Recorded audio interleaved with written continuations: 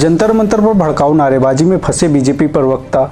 जंतर मंतर मामले में अश्विनी उपाध्याय की गिरफ्तारी ने बता दिया, कानून से ऊपर भाजपा भी नहीं। नमस्कार, मेरा नाम है अभिनव और DRN में आज बात कर रहे हैं जंतर मंतर पर एक देश के रूप में भारत की अखंडता और एकता पर सवाल उठते ही गिरफ्तार हुए भाजपा के अश्विनी उपाध्याय और कानून के बारे में, जहां कानून से ऊपर कुछ नहीं।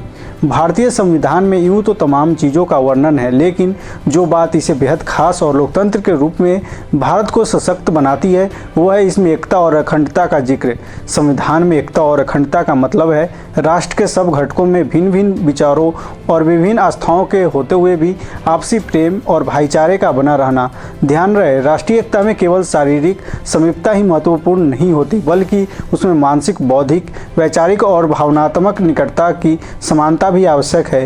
एक तरफ संविधान को लेकर ये बातें हैं, दूसरी तरफ दिल्ली का जंतर मंतर है, जहां देश की अखंडता और एकता को ठेंगा दिखाते हुए हेट स्पीच ने एक बार फिर संविधान की धज्जियां उड़ाने का प्रयास तो किया, लेकिन दिल्ली पुलिस ने तत्परता दिखाते हुए मामले में बीजेपी नेता अश्विनी उपाध्याय समेत 6 लोगों को गिरफ्तार कर लिया है।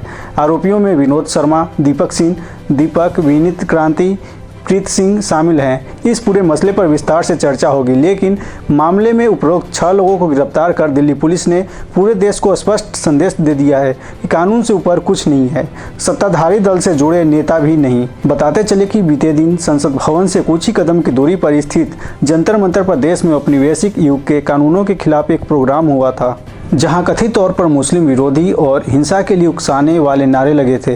प्रोग्राम का आयोजन सुप्रीम कोर्ट के वकील और दिल्ली प्रदेश बीजेपी के पूर्व प्रवक्ता अश्विनी उपाध्याय ने किया था, जिसमें 100 से ऊपर लोगों ने अपनी उपस्थिति दर्ज कराई थी। प्रोग्राम का वीडियो सोशल मीडिया पर जंगल की आग की तरह फैला हुआ है। वायरल हो रहे इस वीडियो को यदि ध्यान से देखें और इसका अवलोकन करें तो मिलता है कि प्रोग्राम में शिरकत करने आए लोग देश में रहने वाले मुसलमानों को जान माल का नुकसान पहुँचाने की धमकियाँ देते नजर आ रहे हैं। गौरतलब है कि मामले के तहत सोशल मीडिया पर दिल्ली पुलिस और उसकी कार्यप्रणाली को भी संदेह के घेरों में रखा गया था। कहा जा रहा था कि जिस वक्त ये हेट स्पीच चल रही थी, दिल्ली पुलिस मौके पर मौजूद थी, लेकिन उसकी तरफ से कोई एक्शन नहीं लिया गया।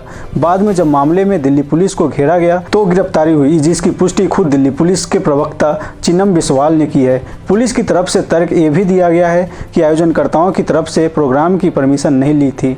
यदि ऐसा है तो फिर सवाल ये भी है कि जब प्रोग्राम हुआ तो पुलिस ने उस समय एक्शन क्यों नहीं लिया, और सबसे बड़ी बात, तब इससे लेकर कोई गिरफ्तारी क्यों नहीं हुई। वहीं एक वीडियो भी सामने आया है जिसमें प्रोग्राम के आयोजनकर्ता अश्विनी उपाध्याय सामने आए हैं और उन्होंने खुद को निर्दोष बताया है और कहा है कि उन्हें इस बात की कोई जानकारी नहीं कि नारे लगाने वाले लोग कौन हैं। सोशल मीडिया पर एक वर्ग ऐसा भी है जो इस घटना को आगामी उत्तर प्रदेश चुनाव से भी जोड़कर देख रहा है। ध्रुवीकरण के लिहाज से हम इस घटना के संदर्भ में कहा जा रहा है कि इसका सीधा असर 2022 में होने वाले उत्तर प्रदेश विधानसभा चुनावों में देखने को मिलेगा। जैसे जैसे चुनाव नज़दीक आएंगे, नफरत को इस तरह ही खाद पानी दिया जाएगा। इस पूरे मामले में जो बात सबसे दिलचस्प है और जो कहीं ना कहीं विचलित भी करती है वो ये है कि लोगों की बहुत बड़ी आबादी है जो भाजपा नेता अश्विनी उपाध्याय के समर्थन में सामने आई है।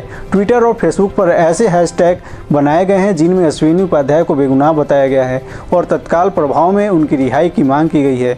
घटना ने सियासी रंग ले लिया है और वो लोग भी जंतर मंतर पहुंचे जो इस हेट स्पीच के विरोध में थे, लेकिन पुलिस द्वारा उन्हें गिरफ्तार कर लिया गया। देश का भविष्य क्या है किसी को नहीं पता, लेकिन जंतर मंतर पर जो ये घटना हुई है उसने निश्चित तौर पर एक लोकतंत्र के रूप में भारत को सवालों के घेरे में डाल दिया है। सवाल ये है कि क्या राष्ट्रवाद का नाम लेकर कुछ देश विरोधी ताकतें देश तोड़ने का काम कर रही है? क्या अब एक भारतीय के रूप में हमें भारत को एक सेकुलर देश कहने से पहले 2 बार सोचना पड़ेगा?